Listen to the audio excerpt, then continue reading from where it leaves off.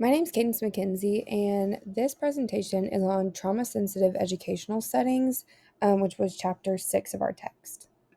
The basis of this information in this chapter is that modern education does come with a lot of challenges. Teachers are responsible for teaching children not only academic content, but also for addressing their emotional and developmental needs on an individual basis. Many children deal with things like trauma from their families, which can disrupt their ability to learn in a classroom. Academic success is critical for populations who are at risk because it gives them more opportunity for jobs and improved healthcare and even just stability over their lifetime. We do see that children from low income families and children who have special education backgrounds do face multiple barriers when it comes to an educational system. We also see children who are affected by trauma experiencing things like cognitive and emotional challenges that can hinder their academic success as well. Signs like irritability, trouble concentrating, and even just withdrawing from school activities can all be indicators that a child is experiencing trauma.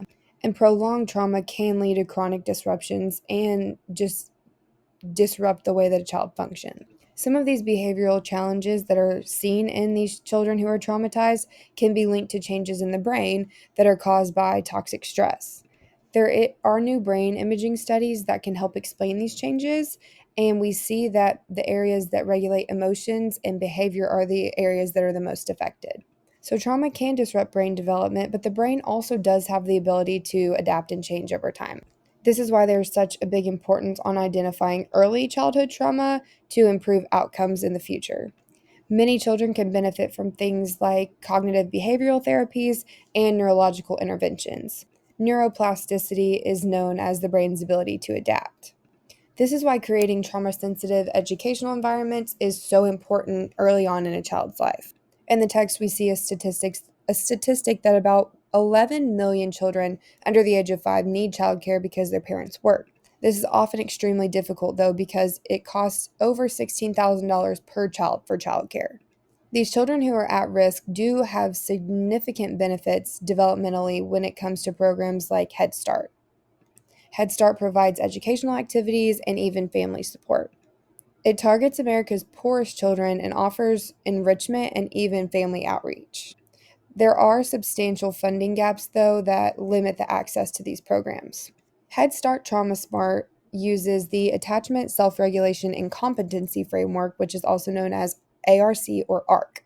They are able to provide things like classroom consultations that are therapeutic and even family support services such as peer mentoring. These programs have been shown to enhance skills among families and even providers. This is why there is such a need to develop and fund these consistent services for young children. There are multiple options of childcare that vary in things like the setting, the quality, and even the childcare administrators that are licensed to be doing what they are doing. And high quality childcare does have licensed staff. There are many children, though, and most that attend neighborhood public schools. Charter schools are public schools, but they operate with more flexibility in their methods of teaching, but they also have more strict accountability standards. This is because they're usually created by community members or business leaders that want new educational opportunities within a community. Students who have special emotional or behavioral needs may need educational placement that is out of the district. These services are often expensive and they're usually supported by individualized education programs or IEPs. Some programs even allow students to complete coursework online.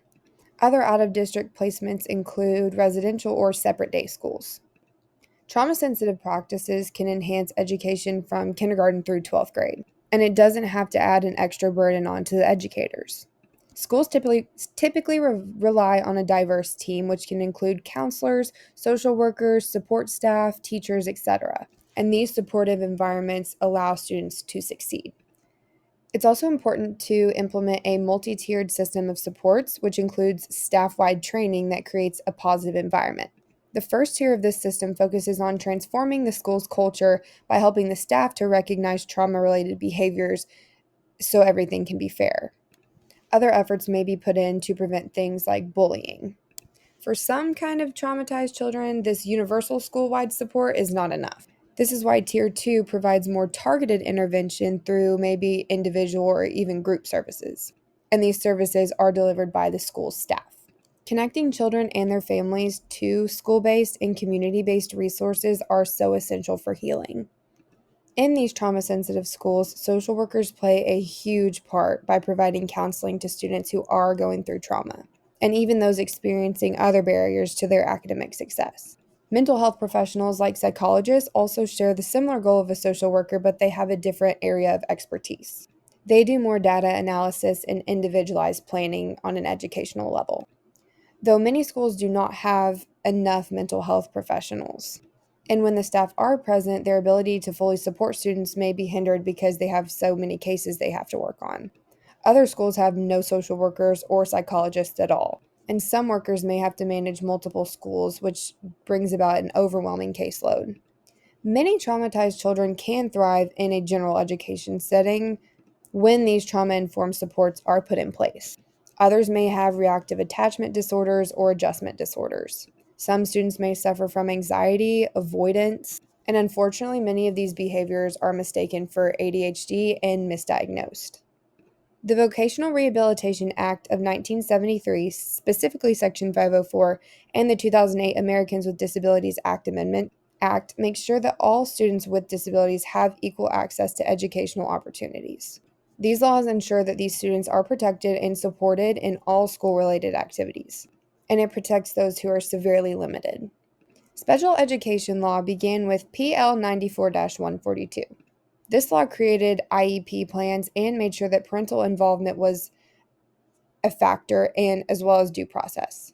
This law over time has evolved through reauthorizations. Over time, autism and traumatic brain injuries have been added as eligible categories. It has shifted from a, quote, wait to fail model to one that provides immediate support. In conclusion, trauma-sensitive educational environments are essential to support the academic and social success of children who are at risk and those who are traumatized. Through things like early intervention and a well-structured multi-tiered system of supports, schools can promote resilience and recovery in their students who are struggling.